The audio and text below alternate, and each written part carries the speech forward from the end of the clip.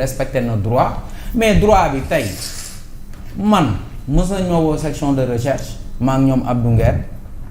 ak keneen peut-être woo nañ ko lan moo tax mu dem wuy ju Ismaïla Madior Fall woo nañ ko keneen ak keneen woo nañ la fi mais da nga jug dem parce que da nga respecter le droit yow tu peux ne pas être d'accord avec ce que font les magistrats mooy les magistrats du siège wala les magistrats debout mais par respect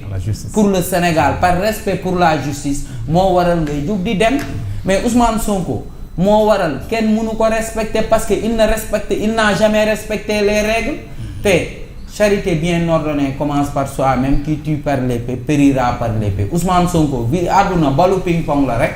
loo lebale rek loolu lañ lay fay Ousmane Sonko la mu lebale woon démb loolu lañ koy fay léegi nag loolu moo waral aujourd'hui il n'est pas respecté au niveau de l'Assemblée nationale ñu mu jàpp ni sax dañ ko respecté wuñu ko dafa am lu ñu yaakaar ci moom bés bu ñu demee ba yaakaar boobu noonu tas ñu won ko ni Ousmane Sonko ñun respecté wuñu la c'est ça le problème avec Ousmane Sonko parce que tey kii moo ko doon wax sànq par rapport avec Abbas Fall le maire de Dakar Abbas Fall le maire de Dakar man je peux dire que Abbas Fall c'est pas mon maire parce que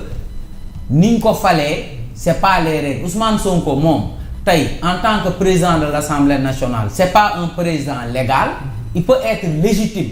mais il n'est pas légal parce que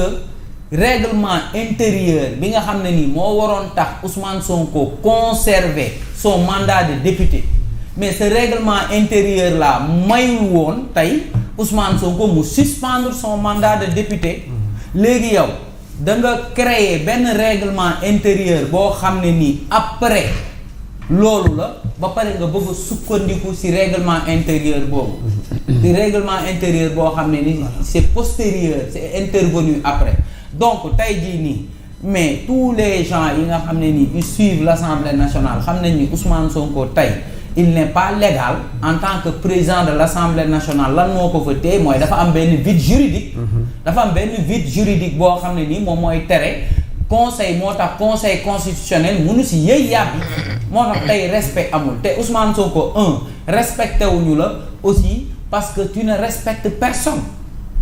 parce que tu ne respectes pas le droit des minorités tu es à l'Assemblée nationale tu as 130 députés opposition 35 députés lañu am mais 35 députés yooyu respecté leen parce que tey jii nii yow bu fekkee kàddu rek li ñuy wax biir Assemblée nationale yéen a ëpp li ngeen di wax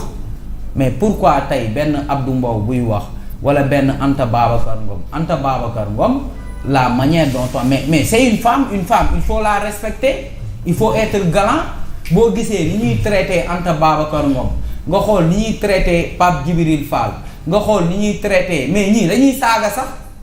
Thierno Alassane Sall wax na ko saaga kii non Abdou Mbow nee na bu rombee bind na sax le président de l'Assemblée nationale parce que saa yu rombee am na ko xam ne da koy saaga nday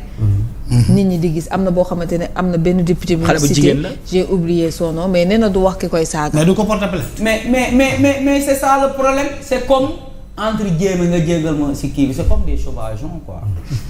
ah non si parce que tey mais l'Assemblée nationale c'est sacré ñun assemblée moom fa la ñuy voter suñuy loi l'Assemblée c'est une institution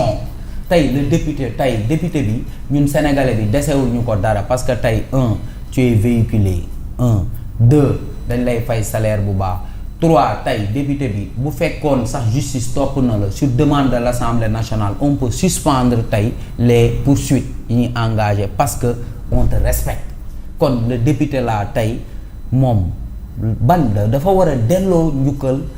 peuple sénégalais bi mais nan la ko war a mën a delloo njukkal mooy tey être au service du peuple sénégalais mais est-ce que cette assemblée de la 15e législature est au service du peuple sénégalais? Ils ne sont pas au service du peuple sénégalais. Même les commissions d'enquête parlementaire ak lépp li nga xam ne nii ñoo ngi koy def sur le papier ça peut être quelque chose de bien mais boo xoolee sa ruux seen sa biir da ngay xam ne lii lan lañ ci jublu rek mooy créer ay problème Diomaye wala Ousmane Sonko moo ngi wër thème de campagne thème de campagne bi moom mooy lan baa mi indi loi bi bu ma ko indee Diomaye peut-être dina ko bañ a kii bu boobaa ëllëg ma taxaw ne Bassirou Diomaye Faye moo ma teree def li mais sénégalais yi ñoom lu leen intéressé dëgg mooy exécution budgétaire bi nan la doxee 2024 2025 est-ce que dégg nga leen ba léegi ci débat yooyu pour des inspecteurs des impôts ñoo xam ne nii ñoo war a gën a maîtriser ils doivent maîtriser les textes parce que xam nañu peut-être budget war nañu mën a xam ni budget di doxee war nañu mën a xam tey jii nii loi de règlement man ñii xamal la laa gënoon yaakaar ci ñoom sax mooy loi de règlement man Pastef laa yaakaaroon ni moom mooy ñoom seen législature mooy législature boo xam ne nii tey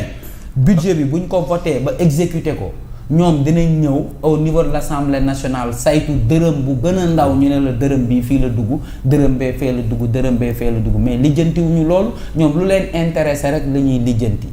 kon donc Ousmane Sonko c'est pas quelqu'un de respectable si quelqu'un n'est pas respectable mais comment le respecter nan nga mën a respecter nit koo xam ne nii tey son discours change comme il change de chemise tey bu yeewoo ne lii fonds politique xaraam na suba mu yeewaat ne fonds politique dagan na mais kooku c'est parce que Ousmane Sonko tout simplement Fatima c'est pas quelqu'un de respectable c'est pourquoi mais on peut pas le respecter man de en tout cas il n'a pas mon respect. Très bien alors Alassane. waaw mais bon loolu je pense que c'est un constat unanime. Je pense que fii kenn ëpp fi kenn fulla kenn daa ko fee jàng kenn ëpp fi nit juddu dañuy ànd nawle moom la Abdourahmane wax ci parti am. Bref, pour moi, ils ont voulu clochardiser la présidence. Le président de la République a dit non. Malheureusement, ils sont en train de le réussir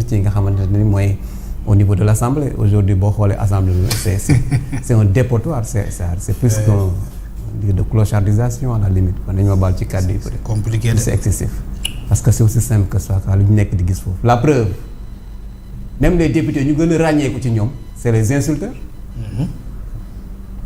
Tu prends dans l'opposition, tu prends quelqu'un comme Tafsir Thioye, mais soo ko tëggee rek xam-xam la lay wax. Tu prends quelqu'un de comme Maître Aïssata Tall Sall, mais doo ko dégg dans les débats de Kanifou. Mais jëlal ñeneen ñi même ñu doon jéem a sax argumenter sax léegi dañoo noppi. Pourtant il y a des intellectuels à l'intérieur. Mais ils sont tus. ragal ñu saaga la. Parce que c'est pas ça qui fait du loolu mooy maanaam li ñu koy waxatee. du loolu mooy tax sa martaba du yokk ñoom seen biir da ngay saaga sa martaba du yokk booy wax xam-xam da ngay néew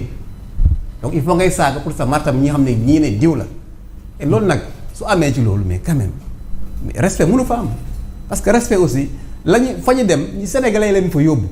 sénégalais bu ñu leen fa yóbbu ñu leen fa pour ñu dem di saaga ak xastante lañ leen fa yóbboo c'est pour justement régler les problèmes des sénégalais contrôler l'action du gouvernement à travers li nga xam mooy xaalis bi parce que li ëpp solo mooy xaalis bi. Et loolu moom mës a nekk suñu problème comment les hommes politiques gèrent nos deniers publics